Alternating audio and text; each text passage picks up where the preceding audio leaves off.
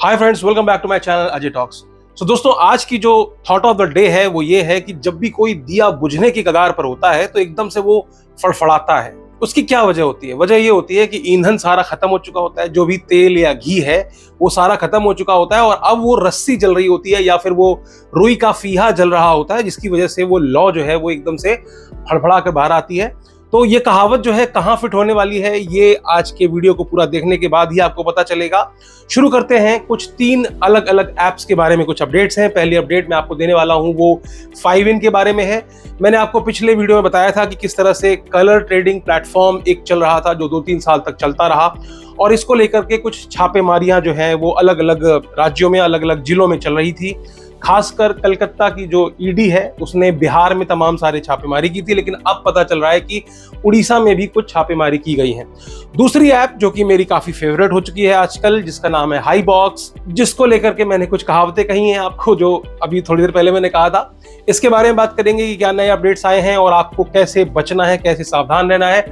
और तीसरी जो है वो टॉक चार्ज, जो कि 7 साल चलने के बाद अचानक से उसने लोगों को काफी नुकसान दिया। उसको आरबीआई से भी उसके खिलाफ एक नोटिस जारी किया गया और अब जो है वो कंपनी उल्टा अपने कस्टमर से पैसों की रिकवरी कर रही है। यानी कि अगर आपने टॉक चार्ज में पैसे लगाए थे, आपको कैशबैक मिला था जो कि उन्होंने खुद ऑफर किया था, और आपने अगर वो जो कैशबैक है उसको अवेल करने के बाद यूज कर लिया है, तो कंपनी अब आपसे कह रही है कि भैया वो हमारा कैशबैक वापस करो।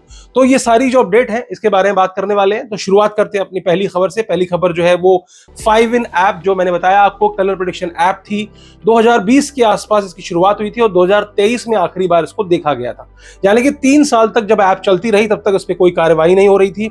लाखों करोड़ों रुपए जनता के इसमें लूट लिए गए।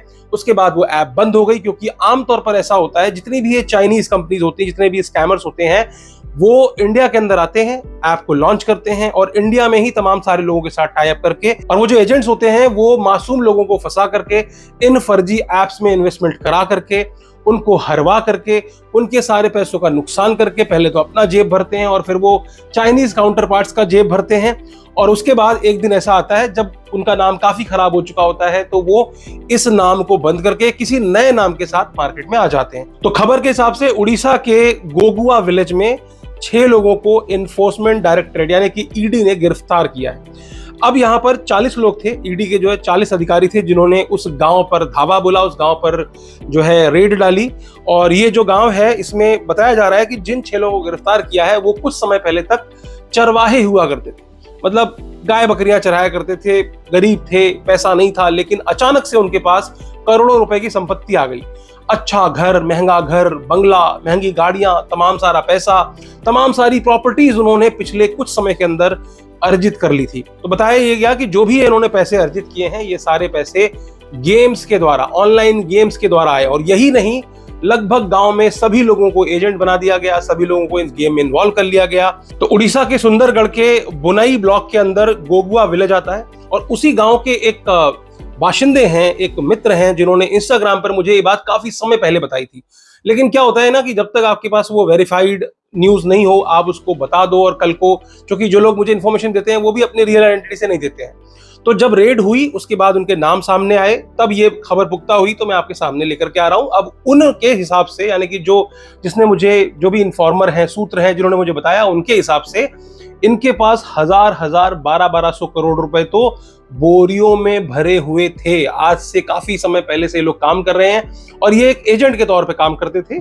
इनका काम था प्लेटफॉर्म में लोगों को लाना, पैसे लगवाना, हराना, और साथ में मनी सर्कुलेशन में भी ये शामिल थे। यानी कि जो पैसा आप गेम्स में लगाते हैं वो किन अकाउंट्स में आप लगाएंगे, उन अकाउंट्स का अरेंजमेंट करना, फिर उन अकाउंट्स में जो पैसे आते हैं उन पैसों को कैसे ये बाइनेंस में कन्वर्ट करते हैं। आप ये देख लो, ये एजेंट आईडी होती है, इस तरह से पैसों को कन्वर्ट किया जाता है। कैसे पैसों को, यानी कि इंडियन रुपीस को यूएसडीटी में सेल करके, उसको कन्वर्ट करके, क्रिप्टो में कन्वर्ट करके, उसको इंडिया से बाहर अलग अलग वॉलेट्स में भेजना, ये सब काम इन एजेंट्स का होता था। जिसकी वजह से ये चाइनीज कंपनीज जो होती हैं वो मोटा मुनाफा करती हैं और हमारे जैसे जो मासूम लोग होते हैं जो ये सोच करके गेम खेल रहे होते हैं कलर प्रेडिक्शन के नाम से कि अरे लाल लगा दो, हरा लगा दो, पीला लगा दो, उसमें 100 रुपए लगाओगे तो 500 रुपए जीत जाओगे, 300 रुपए जीत जाओगे। लेकिन सच्चाई क्या है? सच्चाई ये है कि जितनी भी ये फर्जी गेम्स होती हैं वो प्रॉपरली मैनेज्ड होती हैं। जहां आपने शुरुआती दौर में कुछ पैसे आपने लगाए, आपको जिताया जाता है, उसके बाद जब आप मोटा पैसा लगाने लग जाते हो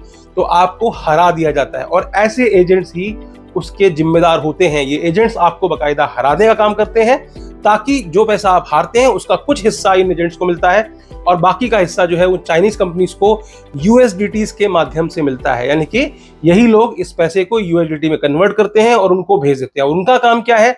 उनका वहां से काम है बाहर से बैठे बैठे प्लेटफॉर्म्स प्रोवाइड करना। क्योंकि देखो, जो चरवाहा है वो इतना बड़ा इंफ्रास्ट्रक्चर नहीं खड़ा कर सकता। वो ये कर सकता है कि वो अपने गांव से या आसपास के गांव से अकाउंट रेंट पे ले ले, फर्जी अकाउंट खुलवा ले, ये सारी चीजें कर सकता है। लेकिन वो एप्लीकेशन चलाए, मैनेज करे, हराने का काम, बैक एंड से पैसे पेमेंट रिलीज करने का, ये सब वो नहीं कर सकता। तो ऐसे लोगों को फंसाया जाता है, ऐसे लोगों को इन काम में लगाया जाता है और इनको रातों रात धनवान बनाया जाता है। लेकिन हश्र क्या हुआ? चाइनीज कंपनी को कभी गिरफ्तारी करते हुए सुना आपने? कोई चाइनीज कंपनी गिरफ्तार हुई है? नहीं होते वो लोग गिरफ्तार होने वाले यही लोग होते हैं। हालांकि इन लोगों ने भी अपनी अकूत संपत्ति बना ली होती है।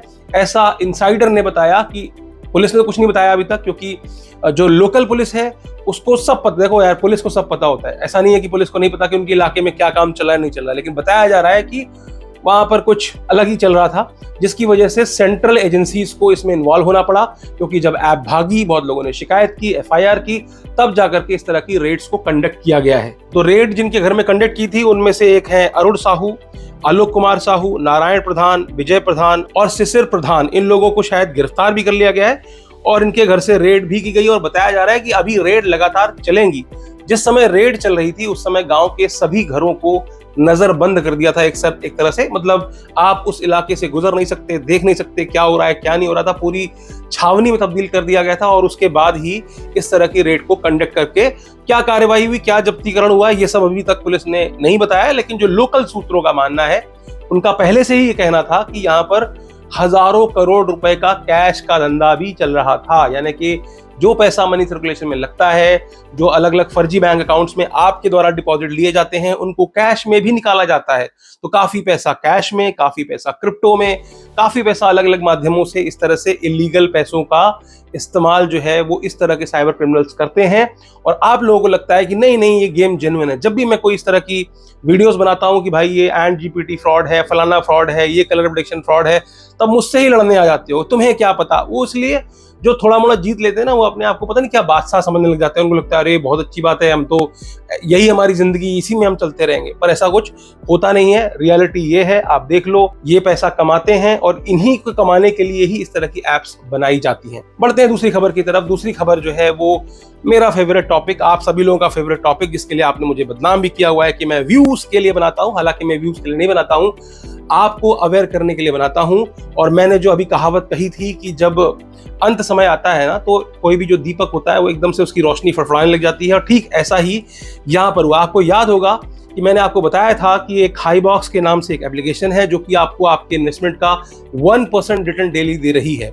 समय का साथ ऐसा हुआ कि कंपनी ने रिसेंटली उसको चेंज करके 1 to 4% कर दिया। यानी कि अलग अलग उन्होंने बैजेस प्रोवाइड करने शुरू कर दिए कि आप इतने लोगों को ज्वाइन कराओ, अगर ये आइटम निकल आया, वो आइटम निकल आया तो आपको ये बैच मिलेगा, वो बैच मिलेगा, इतने लोगों को नीचे ज्वाइन करा लोगे तो इतना पैसा एक्स्ट्रा मिलेगा।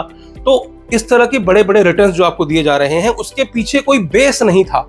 यानी कि मैंने आपको वो भी एक्सपोज करके दिखाया कि कोई ई कॉमर्स मॉडल यहाँ काम नहीं करता, ना तो इनके प्रोडक्ट बिकते हैं, वो भी मैंने आपको बताया। हालांकि आप लोग मानने को तैयार नहीं हो। फिर बात आई थी कि भाई एमसीए रजिस्टर्ड है, उसका भी मैंने चिट्ठा खोल दिया कि भैया एमसीए रजिस्टर्ड तो है, लेकिन किस तरह से है, कौन जो है इसका मालिक है, या मालिक कौन था, किसने खरीदा, क्यों खरीदा, किस इंटेंशन के साथ खरीदा, वो भी मैंने अपने पिछले पार्ट में बताया। लेकिन अब जैसा कि मैंने आपको पिछले ही वीडियो में बताया था कि आप लोग यानी कि जो एम्बेसडर्स हैं, जो कि गाली देने के लिए, भौंकने के लिए छोड़े गए हैं मेरे चैनल्स पर, वो लोग इनको तब तक प्यारे हैं जब तक कि वो नई इन्वेस्टमेंट लाकर नहीं देते। और यही हो रहा है आज के दौर में। जब उनको पता चला कि नई इन्वेस्टमेंट नहीं आ रही है, डिस्पाइट ऑफ अनाउंसिंग जो भी वो टूर है, ये है वो है, लोग पैसे नहीं लगा रहे हैं और एम्बेसडर एंजॉय कर रहे हैं कि उन्होंने पिछले पैसे को ही वो रोटेट कर रहे हैं, यानी कि नया पैसा कंपनी में नहीं आ रहा है। तो क्या चाह रहा था कंपनी के पास? कंपनी के पास एक ही चाह रहा था कि किसी तरह से अपने यूजर्स को बाध्य किया जाए कि भैया मोटा मुनाफा ले लो लेकिन पैसा नया लगाओ। यही करने के लिए उन्होंने ये 3 एनिवर्सरी बॉक्सेस लॉन्च किए हैं, 5,000 रुपए का, 20,000 रुपए का और तीसरा जो है वो 1.5 लाख रुपए का। अब आप यहाँ पर ध्यान रखना, मान लीजिए आपके पास 1.5 लाख रुपए हैं, आपने आज 1.5 लाख रुपए लगा दिए। आपको बता दूं पिछला पैसा इसमें नहीं लगेगा, ऐसा अपडेट है, यानी कि जो आपका पुराना जो क्लेम किया हुआ पैसा, मान लीजिए उस ऐप में ऑलरेडी 2 लाख रुपए हैं, तो आप उस पैसे का इस्तेमाल करके ये बॉक्स ओपन नहीं कर सकते। यानी कि सीधी सीधी बात है कि कंपनी को आपसे नया पैसा चाहिए, मतलब आप नया पैसा आज लगाइए। मान लीजिए किसी एम्बेसडर ने पहले 50,000 रुपए कमा लिए थे अब तक, और अब वो इस लालच में आकर अचानक से 20,000 का बॉक्स खरीद लेता है, यानी कि उसने 20,000 रुपए नए अपनी जेब से लगाए हैं। और याद रखना, कल अगर दोबारा से आप 20,000 का बॉक्स खरीदने जाओगे तो वो आपको नया पैसा लगाना है। ये मत सोचना कि जो आपने आज 20,000 का बॉक्स खरीदा, कल आपने वो उसका क्लेम कर लिया 5%, 6% जो भी है, तो कल आप उसी पैसे को यूटिलाइज करके फिर से 20,000 का बॉक्स खरीद लोगे। ऐसा नहीं है, समझा देता हूं, देखो समझना समझो, नहीं समझना मत समझो। और उन्होंने ऐसा तर्क भी दिया हुआ है कि हम सबको फेयर चांस देना चाहते हैं। ऐसा ना हो कि जिन्होंने पहले कमाया था वो जल्दी जल्दी ये बॉक्सेस खरीद लें और बॉक्सेस सारे खत्म हो जाए। तो देखो सुनने में कितना लॉजिकल लगता है कि हाँ यार सही तो कह रहे हैं, मतलब कोई नया बंदा भी हो, आज भी ज्वाइन किया हो, वो भी चूंकि उसके पास पुराना पैसा नहीं है तो 5,000 डाल के फटाक से बॉक्स खरीद लेगा। तो उसको भी फेयर चांस दिया है, क्योंकि लिमिटेड ऑफर है, लिखा हुआ है साफ साफ लिमिटेड ऑफर। लेकिन ये सब चीजें जो होती हैं, मैंने आपको बताया, ये सब चीजें आपको बाध्य करने के लिए होती हैं कि किसी भी तरीके से आप नया पैसा सिस्टम में लेकर आइए। आपको याद होगा ये लोग इतने दिन से बहाने मार रहे हैं कि ईज़बज़ नाम का जो पेमेंट गेटवे था, वो पेमेंट गेटवे जो है उसमें कुछ मेंटेनेंस चल रहा है। सोचिए आप जरा जाके पता कीजिएगा ईबज़ से या कोई भी पेमेंट गेटवे जो पेमेंट गेटवे के बिजनेस में हो, आप समझ सकते हैं कि क्या उसका मेंटेनेंस इतने लंबे समय तक चल सकता है। मतलब एक मान लीजिए मैं ई कॉमर्स ब्रांड हूं, मैं पैसे एक्सेप्ट करता हूं अपने क्लाइंट से, और मेरे पास मान लीजिए एक ही पेमेंट गेटवे होता तो मेरा तो धंधा चौपट हो चुका था। मैं आपको बताता हूं, क्योंकि ई कॉमर्स कंपनीज जो होती हैं वो बिना पेमेंट गेटवे के तो अपंग है ना, या तो सीओडी करेंगे, और इनके मॉडल में सीओडी का कोई मतलब है नहीं। तो इनके मॉडल में सिर्फ और सिर्फ पेमेंट गेटवे ही इन्वॉल्व हो सकता है, क्योंकि इसमें हर मिस्ट्री बॉक्स को खरीदने के लिए आपको पेमेंट देनी है। सीओडी का मॉडल यहाँ पर नहीं है, जो कि इंडिया का बैकबोन है। अगर आप इंडिया का ई कॉमर्स इकोसिस्टम उठा के देखेंगे तो उसमें मैक्सिमम ऑर्डर जो होते हैं वो सीओडी के आते हैं। आप आज सीओडी बंद कर दो, काफी लोग तो माल ही खरीदना बंद कर देंगे। तो यहाँ पर एक बहाना जो आपको बताया गया, दरअसल क्या होता है कि पेमेंट गेटवेज की भी अपनी रिस्पॉन्सिबिलिटीज होती हैं। जब उनको ये पता चलता है, देखो शुरू तो पता चलता ही नहीं है, जब उन्हें पता चलता है, कहीं से रियलाइज होता है, वो भी बिजनेस मॉडल समझने की कोशिश करते हैं, उनकी भी रिस्क मैनेजमेंट की टीम होती है। जब कभी एनालाइज करते हैं तो हुआ होगा ऐसा कि उन्होंने इनको ब्लैकलिस्ट कर दिया होगा, मैं श्योर नहीं हूं। लेकिन जिस तरह से काफी दिनों से वो ईज़बज़ जो है गायब है, मेंटेनेंस तो कभी इसमें पॉसिबल होगा ही नहीं कि मेंटेनेंस की वजह से होगा, ठीक है ना। वो अलग बात है कि कल को ये इनकी तरफ से इन्होंने ड्रॉप किया हो, अब ये थोड़ा पैसा राउट कर रहे हो फोन पे के थ्रू, पहले ईज़बज़ से करते रहे हो और अब इससे कर रहे हो कि चलो थोड़ा सा इधर से निकाल लेते हैं, थोड़े अगले महीने फिर से ईज़बज़ लगा, ऐसा कुछ कर रहे हो मैनेजमेंट तो पता नहीं। बट मुझे जो लग रहा है वो ये है कि मेंटेनेंस एक बहाना है, और कंपनी यहाँ पर जो है वो ईज़बज़ जो है इसको छोड़ चुकी है। क्योंकि इसके पहले भी आपने देखा होगा 365 पे चलाते थे और दूसरे मीडियम चलाते थे पेमेंट एक्सेप्ट करने के लिए, तो समय समय पर ये अपने पेमेंट गेटवे चेंज करते आए हैं। एक और इंपॉर्टेंट अपडेट ये है कि पिछले 72 घंटे से या 48 घंटे से शायद विड्रॉल्स नहीं आए हैं, जिसका कि कंपनी ने के एम्बेसडर्स ने अभी अभी बहाना मारा है, कहा है कि 30 जुलाई को हमने पेमेंट के लिए सबमिट किया था बैंक में, लेकिन हमारे बैंक की तरफ से कुछ डिले हो गया था। मुझे बता दो यार कि कौन सी बैंक ऐसी है जो कि पेमेंट डिले करेगी और क्यों करेगी। और आपको मैं एक इनसाइट और बता देता हूं, इनके पास तो 5 बैंक अकाउंट्स, मेरी नॉलेज में तो 5 बैंक अकाउंट्स तो इनके पास ऑलरेडी हैं। मतलब मतलब मेरी नॉलेज में है 5, समझ रहे हो आप, कितने होंगे वो पता नहीं। मेरी नॉलेज के हिसाब से इनके पास 5 बैंक अकाउंट्स हैं, ये इनसाइट है। अब क्या है कि वो लोग जवाब नहीं देते, मुझे पता है, मुझे लेना भी नहीं है जवाब। आपको मानना है मानो, नहीं मानना है मत मानो, लेकिन जो पिछली बातें मैंने कही थी, किसी भी बात पर कोई भी जवाब कंपनी की तरफ से अब तक नहीं आया है। बहुत प्रेम पूर्वक मैंने पूछा था उसके बावजूद भी, और मेरे अलावा तमाम सारे लोग जब ये सवाल पूछते हैं तो उनको रिस्ट्रिक्ट किया जा रहा है।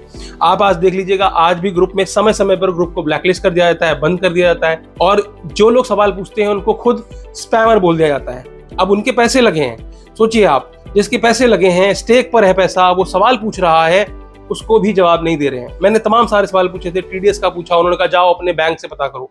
भाई टीडीएस में बैंक क्या बताएगी? टीडीएस के लेकर जाओ अपने फाइनेंशियल ऑफिसर से, मतलब देखो इतने पढ़े लिखे भी नहीं है ये लोग, कह रहे हैं जाओ अपने फाइनेंशियल ऑफिसर से पता करो कि टीडीएस क्यों कटेगा, कैसे हम इनकम टैक्स फाइल करें। तो ये सब बेवकूफी है। अभी भी कह रहा हूँ, रोज रोज ये आपको ये नए बॉक्स खरीदने हैं तो आप रोज रोज लगाओगे पैसा।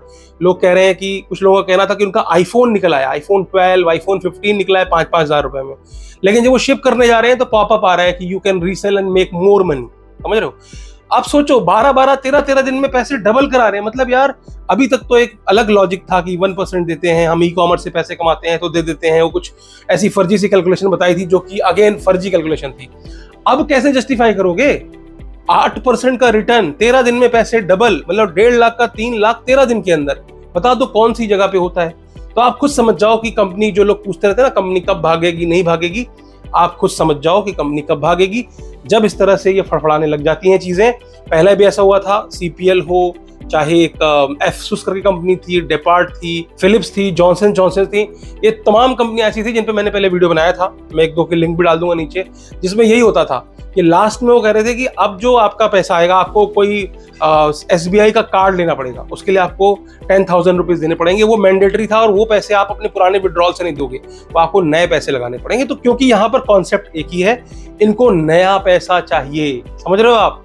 पुराने पैसे में इनकी दिलचस्पी नहीं है, क्योंकि पुराना पैसा तो तुम लोग वही घुमा घुमा के लगा रहे हो, उसी प्रॉफिट से प्रॉफिट बना रहे हो, नया तो कुछ लगा नहीं रहे हो, नई ज्वाइनिंग ला नहीं रहे हो, तो कंपनी कैसे कमाएगी भाई? कंपनी का तो मोटो यही था कि कैसे भी करके वो बिल्ड करें, वो जो वृक्ष बताया था ना एमएलएम वाला, ट्री ग्रो करें, इसमें कि ऊपर 10 लोग थे, 10 लोग आगे, 100 लोगों को 100 लोग, 1000 को, तो वो ग्रो नहीं हो रहा था, कुछ दिनों से वो जो है ठप बैठा हुआ था। इस वजह से अब कंपनी को चाहिए पैसा, तो कंपनी आपके सामने इस तरह की स्कीम्स लाएगी, और ये उनकी मजबूरी है। तो अब मुझे आप बताओ कि वो बड़े बड़े इन्फ्लुएंसर्स जो कि मिलियंस में फॉलोअर रखते हैं, मिलियंस में व्यूज आए हैं, क्या आप उनसे सवाल भी पूछ सकते हो? किसी की हिम्मत है? या वो आपको कोई जवाब भी देंगे? या कल कोई कंपनी अगर भाग जाती है तो क्या आपका नुकसान जो होता है जो पैसों का, क्या वो लोग चुकाएंगे? आप तो बहुत गालियां दे रहे थे कि नहीं नहीं उसकी माने जो इतने बड़े बड़े इन्फ्लुएंसर हैं, या तुम जैसे चिंदी यूट्यूबर्स की माने। तो आप देख लो कौन आपको पैसा दे पाएगा, कौन आपके भले के लिए सोच रहा था, ये आपको जज करना है, आपको तय करना है। अब बढ़ते हैं तीसरी खबर की तरफ। तीसरी खबर, टॉक चार्ज नाम की एक ऐप, जिसके बारे में मैंने आपको बताया था कि 7 साल चली लेकिन करोड़ों रुपए का लोगों का नुकसान करके चली गई। वहां पर क्या सीन था? वहां पर सीन ऐसा था, थोड़ा सा नॉर्मल वे में समझ लेते हैं। टॉक चार्ज जो ऐप थी, शुरुआत में उन्होंने रिचार्ज का काम करते थे कि भैया आप अपने यूटिलिटी पेमेंट्स कर सकते हो, फोन का बिल रिचार्ज करना है, मोबाइल का है ना, गैस का पे करना है, ये सब करना है, वो आप कर सकते हो। फिर उन्होंने कहा कि हम ई कॉमर्स में आ जाएंगे, यानी कि जो बड़े बड़े ई कॉमर्स पोर्टल्स हैं उनके साथ हमने टाई अप किया है कि अगर आप हमारे थ्रू जाकर के मिंत्रा में शॉपिंग करते हो तो आपको कुछ कैशबैक मिल जाएगा, और वो कैशबैक भी जो है आपके वॉलेट में। तो इन्होंने एक वॉलेट इंट्रोड्यूस किया, टॉक चार्ज का वॉलेट, उस वॉलेट में वो पैसे आ जाएंगे, फिर उस पैसे का इस्तेमाल भी आप रिचार्ज या और दूसरी चीजों में कर सकते हैं। तीसरा उन्होंने लाया इन्वेस्टमेंट पॉलिसी। इन्वेस्टमेंट पॉलिसी जैसे इसमें था कि आप इतना पैसा लगाओ इतना हो जाएगा, तो उन्होंने कहा अगर आप 5,000 रुपए लगाते हैं तो आपको 5,000 के ऊपर 5,000 और मिल जाएंगे। अलग अलग स्कीम थी, 60 दिन रखोगे तो इतना मिलेगा, 80 दिन रखोगे तो इतना मिलेगा, 8 महीने रखोगे तो उतना मिल जाएगा, और जो पैसे आपको मिलेंगे, बोनस जो मिलेगा आपको, तो बेस अमाउंट आपका रखा हुआ है। मान लीजिए आपने बेस अमाउंट 5,000 रुपए लगाया था, अलग अलग भी था, 50,000 भी था, 1 लाख भी था, लेकिन मैं एग्जाम्पल दे रहा हूं कि आपने 5,000 लगाया, आपको 5,000 में 4,000 का रिटर्न मिलने वाला है एज ए कैशबैक, जिसका इस्तेमाल आप रिचार्ज या बाकी चीजों में करने वाले हो। वो आपके बैंक अकाउंट में नहीं आ रहा है, उसका आप इस्तेमाल करोगे खाली, इसलिए था वो।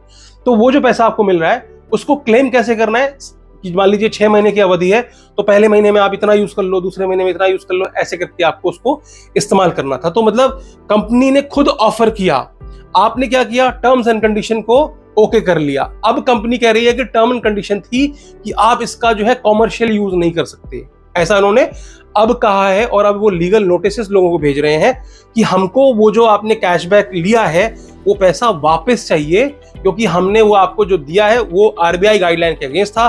तो आरबीआई ने क्या है, इसी साल की शुरुआत में टॉक चार्ज को एक नोटिस डाला कि आप इस तरह से वॉलेट संचालित नहीं कर सकते हैं। और वॉलेट का बिजनेस आपको पता ही होगा, पेटीएम का भी बंद हुआ था। तो अब आपको क्या करना है, जितने भी लोगों के पैसे आपके वॉलेट में हैं उनको आप पैसा वापस कीजिए। आप वापस कैसे करेंगे, कोई बिजनेस मॉडल तो था नहीं, एक का दो तो होता नहीं था वहां पर भी। तो अब लोगों ने क्या किया, वो पैसा लेकर यूटिलाइज कर लिया। तो अब ये लोगों से कह रहे हैं कि भैया हमको पैसे लाओ, और जिनके पैसे एग्जिस्टिंग थे उसमें से काफी लोगों के पैसे इन्होंने हड़प लिए हैं और अब लीगल खेल रहे हैं। बार बार उन लोगों को नोटिस भेजे जा रहे हैं। अभी रिसेंटली भी उन्होंने एक बहुत बड़ा नोटिस भेजा है, इसमें उन्होंने कहा है कि हम 43 करोड़ रुपए की रिकवरी करने वाले हैं उन लोगों से जिनको की कैशबैक मिले थे और उन लोगों ने कैशबैक का इस्तेमाल कर लिया है। तो मोटा मोटी मामला यही है कि इस तरह की एप्लीकेशन जो आती हैं जिसमें कि आप जाते हो, फंसने से पहले यार बहुत सारी चीजें समझा करो। बिजनेस मॉडल क्या है, तुमको पैसे क्यों मिल रहे हैं, इसके फ्यूचर कॉन्सिक्वेंसेस क्या हो सकते हैं। लोग डरे हुए हैं, लोग सोच रहे हैं क्या होगा, टॉक चार्ज में हमने रिकवरी हमसे मांग रहे हैं, हम क्यों दे पैसा, हमको तो इन्होंने 5,000 कहा था कि हमसे 5,000 लगाओ और 3,000 रुपए जो है आपको इसमें मिलेंगे, हमको मिले, हमने उसका इस्तेमाल कर लिया और हमने तो अपना ही रिचार्ज करने के लिए किया है, तो कमर्शियल यूज क्यों बोल रहे हैं, हमने कोई दुकान थोड़े खोली थी इसकी। सोचो, कंपनी तुम्हारी है, ऐप तुम्हारी है, टीएनसी तुम अपडेट करते हो, कब तुमने क्या अपडेट कर लिया, क्या साइन करा लिया। हालांकि वहां साइन किसी ने कुछ नहीं किया था, जो भी टीएनसी होती है वो सिर्फ आप आई एक्सेप्ट करते हो, कभी पढ़ते नहीं हो। बैकएंड में उन्होंने लिख दिया कि आप कमर्शियल यूज नहीं कर सकते अब लीगल खेलने के लिए, क्योंकि आरबीआई ने उनसे कहा है कि आप वॉलेट नहीं संचालित कर सकते, अपने यूजर को पैसा वापस दे दो। अब यूजर का पैसा इन्होंने काट लिया, क्योंकि बिजनेस मॉडल तो कुछ था ही नहीं, एक्स्ट्रा पैसे दे रहे थे, मनी रोटेशन कर रहे थे, 7 साल से मनी रोटेशन चल रहा था और ये और चलता रहता। उसके बताते हैं 30-40 लाख यूजर थे, कोई छोटा मोटा बेस नहीं था। तो उनके लोगों ने 2-2 लाख, 5-5 लाख, 8-8 लाख इतने पैसे उसमें लगाए थे। ट्रस्ट बिल्ड हो गया था कि पुरानी कंपनी है, एमसीए रजिस्टर्ड है, जैसा कि आमतौर पर इस तरह की कंपनीज के ऊपर हो जाता है। अब वो लीगल खेल रहे हैं, रिकवरी मांग रहे हैं लोग। रिकवरी जिन्होंने पहले पैसे ले लिए हैं वो भी डरे हुए हैं कि अब क्या करें, पैसे कहां से दें। हालांकि इन्होंने बीच में ऐसा ही वही गेम किया था कि आपको इतना पैसा देना पड़ेगा, 1 लाख दीजिए और आपके अकाउंट में जितने हैं वो सारे पैसे, जैसे किसी को मान लो 8 लाख थे तो उन्होंने कहा कि कुछ प्रायोरिटी पास खरीदने पड़ेंगे, प्रायोरिटी पेमेंट करनी पड़ेगी। फिर कहा कि कुछ कन्वेंशन फीस है वो पे करनी पड़ेगी। बीच बीच में तमाम फीस भी लेते रहे कि आप पूरे पैसे को यूटिलाइज कर सको और अपने बैंक अकाउंट में डाल सको। लेकिन फिर भी अंत में यही हुआ। अब आरबीआई का बहाना है, आरबीआई ने कंपनी को निर्देश दिया था कि आप अपने यूजर्स को वॉलेट में जमा हुए सारे पैसे वापस कीजिए, लेकिन तो उन्होंने ये बात यूजर्स के ऊपर डाल दी और कहा कि आपको ये सारे पैसे वापस करने पड़ेंगे, जबकि ऐसा नहीं था। आरबीआई ने स्पष्टतः कहा था कि कंपनी को पैसे वापस करने हैं और ये वॉलेट वाला बिजनेस क्लोज करना है। तो आज के लिए सिर्फ इतना ही, फिर मिलेंगे किसी और वीडियो में। अगर वीडियो अच्छी लगी हो तो लाइक कर दीजिएगा, चैनल पर नए हो तो सब्सक्राइब कर लीजिएगा।